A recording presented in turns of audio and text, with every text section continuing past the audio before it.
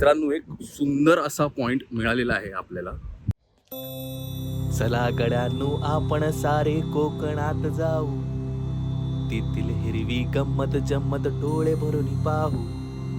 लाल लाल ही माती इथले डोंगर हिरवे हिरवे, डोईवरती आकाशाने रंग पसरले बरवे. मासोळ्यांचे सूर पाहण्या होडीमधून जाऊ, चला गड्यांनो आपण सारे कोकणात जाऊ.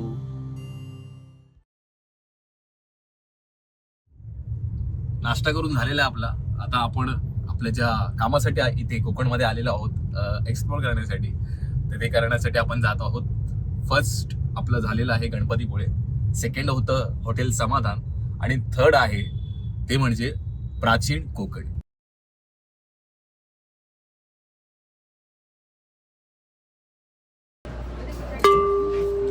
आम्ही जायचं अभ्यास करू. आम्ही येथे नक्षत्र बाग तयार केली. प्रत्येकाच्या जन्म नक्षत्रानुसार एक वृक्ष आराध्य वृक्ष म्हणून मानला जातो. त्यांची पूजा अर्चा केल्यास त्या व्यक्तीला धन सौख्य आरोग्य प्राप्त होते.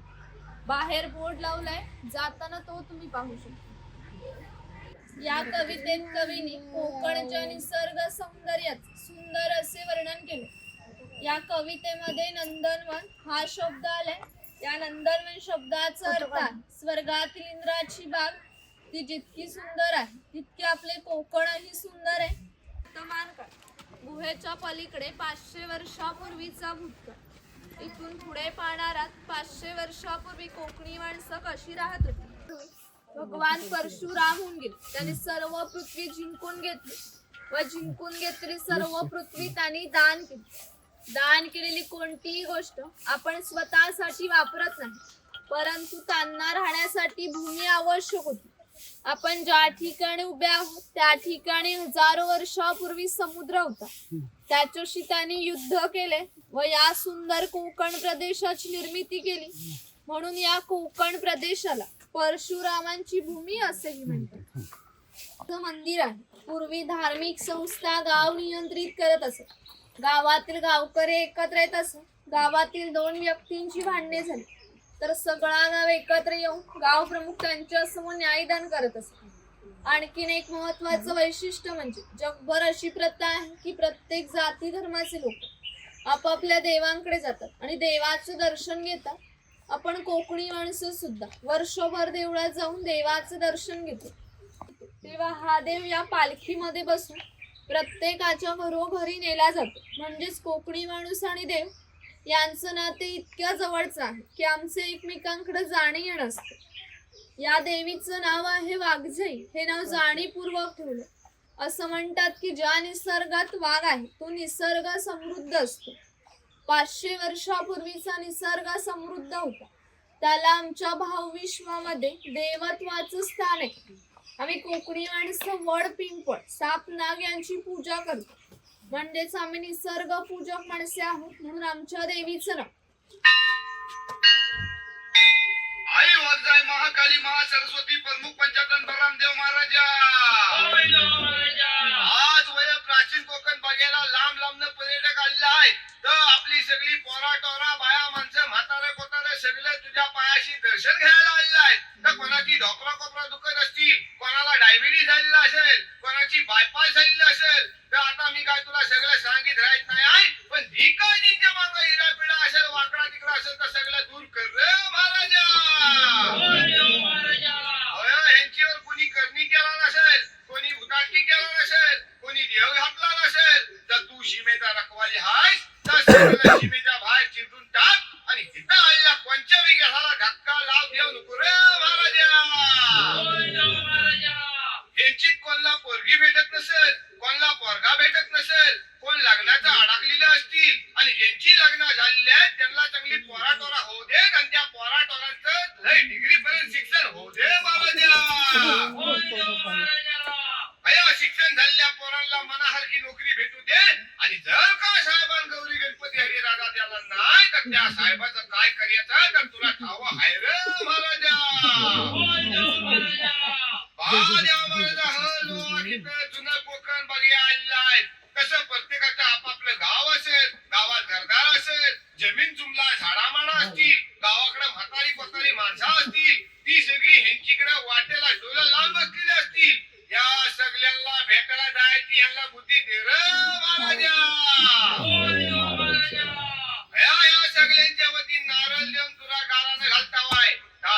नव्हतं सोन्याचा गोला मानून ही जी काय माणसं स्वतःच्या गाडीने आलेली असतील, कोण रेल्वेने आलेला असेल, कोण एसीने आलेला असेल, त्या सगळ्यांना आपापले घरात सुखरूप पोचव रे महाराजा.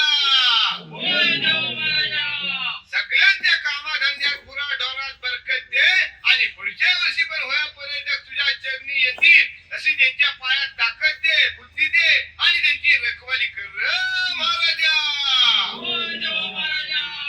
अरे हुरा रे हुरा आणि आमच्या वाघजाय मातेचा सोन्याचा तुरा रे. ती जाऊन सेवा पुरवत असते.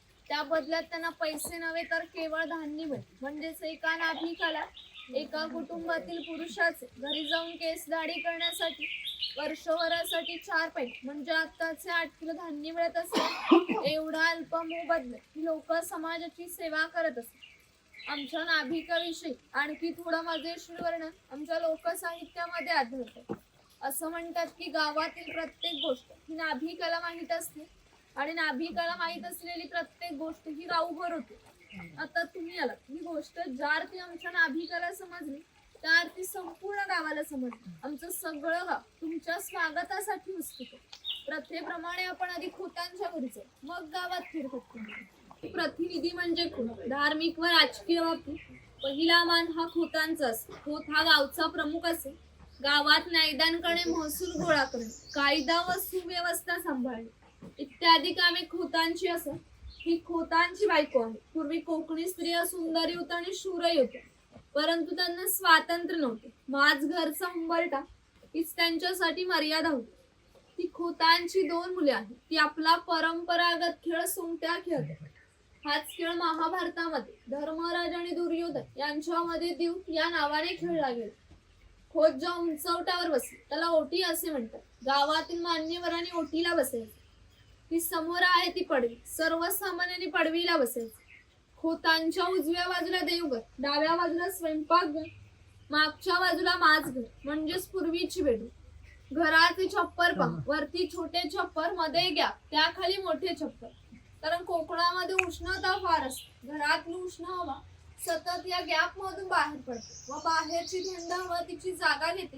त्यामुळे घरातले वातावरण थंड राहते. घरासमोर अंगण आहे. अंगणात तुळस आहे. अंगण हे कोकणी घरांचं वैशिष्ट्य. इकडे अडकीत त्यांचे प्रकार दाखवले.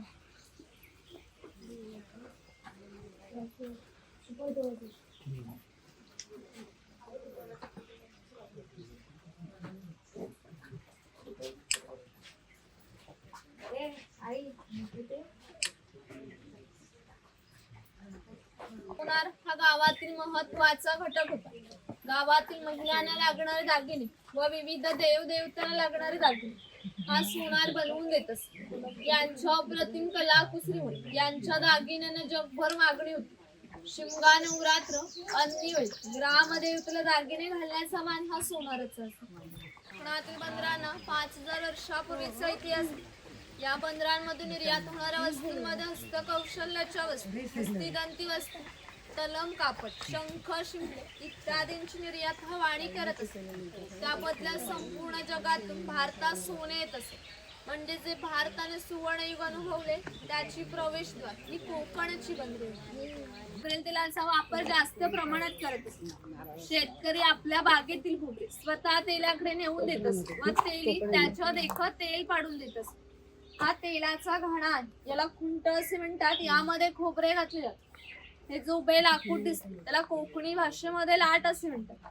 या लाटेला हे आडवे लाकूड अशा तऱ्हेने बांधले जाते जेणेकरून ही लाट उभी राहते व या ठिकाणी जोखडाला बैल बांधला जातो. आडव्या लाकडावर दगड ठेवून तेली स्वतः त्यावर बसते. हे सर्व वजन घेऊन बैल गोल फिरवला जातो. त्यामुळे आतील खोबरे रगडून त्याचं तेल निघतं. आतील तेल भरून काढायचे असेल तर सर्वप्रथम जोखडाचा बैल बाजूला केला जातो व जोखड बाजूला केले जाते. आडवे लाकूड बाजूला करून लाड बाजूला केली जाते व आतील तेल भरून काढले जाते. पुन्हा नवीन तेल पाडायचे असेल तर सगळं क्रमवार जोडून नवीन तेल पाडले जाते. म्हणजेच पूर्वी तेलाला पसा ते 1.5 पसा तेल काढण्यासाठी 1 ते 1.5 तास मेहनत घ्यावी लागत असे.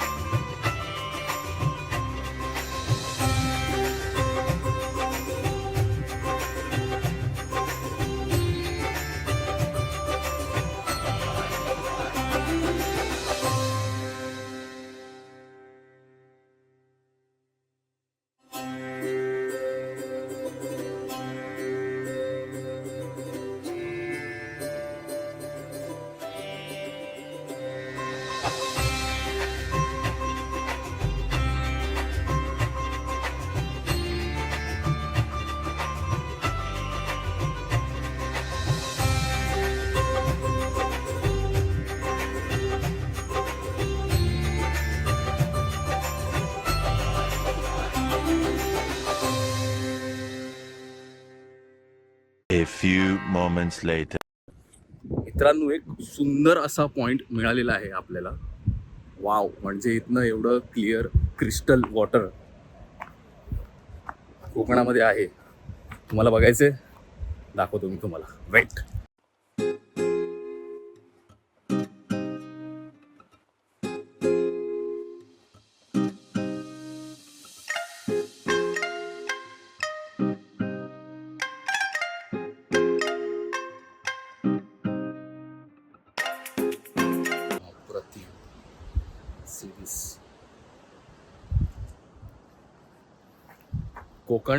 कोकण आहे. ठीक आहे, चला आपल्याला पुढे जायला उशीर होतोय. 12 वाजलेले आहेत. आपला एक स्पॉट आपण कॅन्सल केलेला आहे कारण की ते उलट्या दिशेला आहे. ते म्हणजे जय विनायक मंदिर. खूप सुंदर मंदिर आहे, बट काही कारणास्तव ते आम्हाला कॅन्सल करावं लागतंय.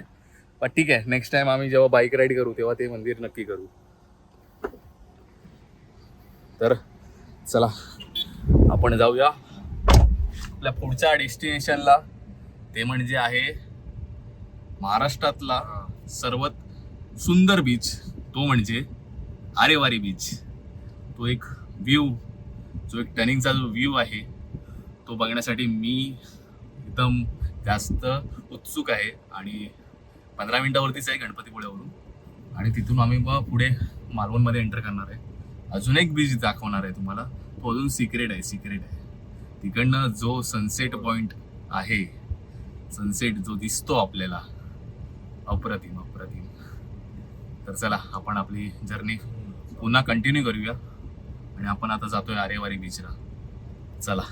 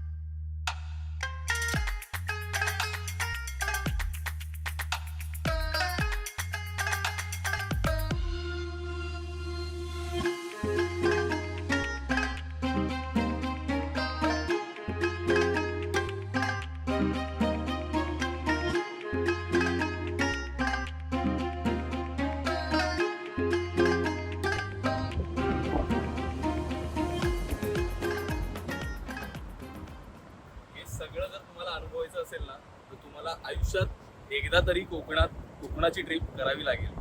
हे सगळं अनुभवण्यासाठी या.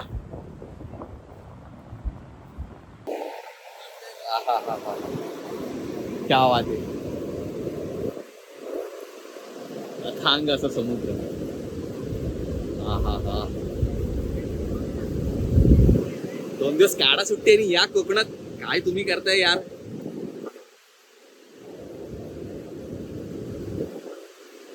माझे ब्लॉग पूर्ण बघा. 2 दिवसाची आयटनरी आहे. एवढं काही जास्त तामझेम नाहीये. स्वतःची जर गाडी असेल ना, तुम्ही इझिली येऊ शकता. काहीच एवढं स्ट्रगल करायची काहीच गरज नाहीये. ही सिरीज पूर्ण बघा, जेणेकरून तुम्हाला कळेल की 2 दिवसामध्ये आपण कोकण कसं एक्सप्लोर करू शकतो. हा ठीक आहे, पूर्णपणे कोकण एक्सप्लोर नाही करू शकत आपण, पण जी सिलेक्टिव्ह ठिकाणं आहेत ती तुम्हाला आयुष्यातून एकदा बघावी लागतील. ती म्हणजे आरेवारी बीच. महाराष्ट्रामध्ये या बीचला काहीतरी रँकिंग आहे टॉप 10 मध्ये. तर मला माहिती नाही ती रँकिंग कुठली आहे, कितवी आहे, बट एवढा क्लीनेस्ट बीच, खूप खूप खूप मोठा आहे बीच आणि तेवढाच क्लीन आहे. बघा पाणी जे आहे ते एकदम शुद्ध आहे, निळाशार. म्हणजे बाहेरगावी आपण जे बघतो ना ते आपल्या कोकणात आहे आणि आपल्याला ते माहितीच नाहीये. खंत आहे आपली. A few moments later.